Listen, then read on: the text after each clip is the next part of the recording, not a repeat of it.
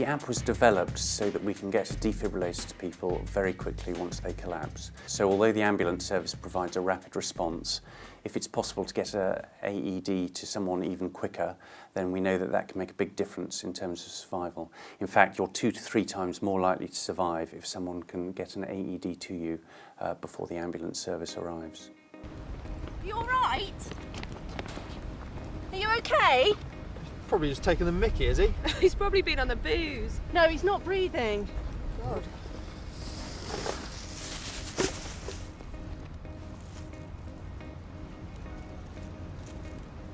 He's not breathing. Call an ambulance. All right. Do you know what you're doing? Yeah, we need an ambulance. All right. Yeah, ambulance, please. There's increasing frustration out on the roads around patients who are very treatable in cardiac arrest who simply have no treatment because nobody has access to a defibrillator. And we know that the earlier a patient gets access to a defibrillator, the higher the chance of survival. And that's really been the main aim behind this app. The app works, it's incredibly clever. It uses GPS technology to work out where you are. And then what it does is it maps that against where the nearest defibrillator is. We need a defib, we need an AED. There must be one around here somewhere. I've got an app on my phone. My cousin's a paramedic and he put it on there for me. It tells you where the nearest defibrillator is. There's one at the surgery down the road. I'll go and get it. Great. 1, 2, 3, 4. Yeah, no, he's still not responsive. 8, 9, 10.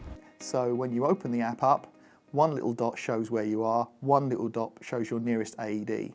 Then it opens up and shows exactly where it is. So it will say it's on the 3rd shelf from the right in the receptionist's office.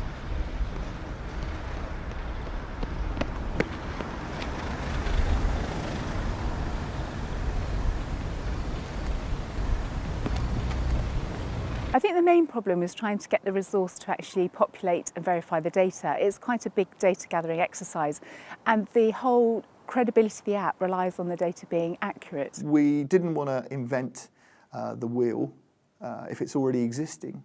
What we managed to do was to find a developer who shared our passion for the app. Yeah, we're giving CPR, but he's still not responding. Look, please be quick. I've got it. The app took me straight to it. What do I do now? You need to open it up and switch it on, and just follow the instructions. I think the potential for this app to go national is absolutely there. It's a huge exercise to gather this information countrywide, but what we would like to do is try to encourage other ambulance trusts to get involved with this. We had that in mind when we developed the app, so we built the functionality to ensure that we could develop it into the future and scale it up to make sure that was possible. There's lots of things that can only come about because of smartphones.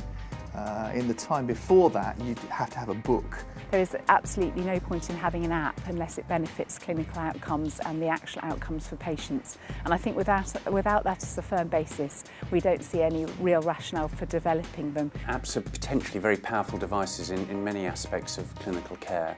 And they have a real potential to help improve patient care and save lives. Certainly it's important that there is an evidence base for the information that's given with the app, and it's also important that the advice given is consistent with national and international guidelines for any aspect of care.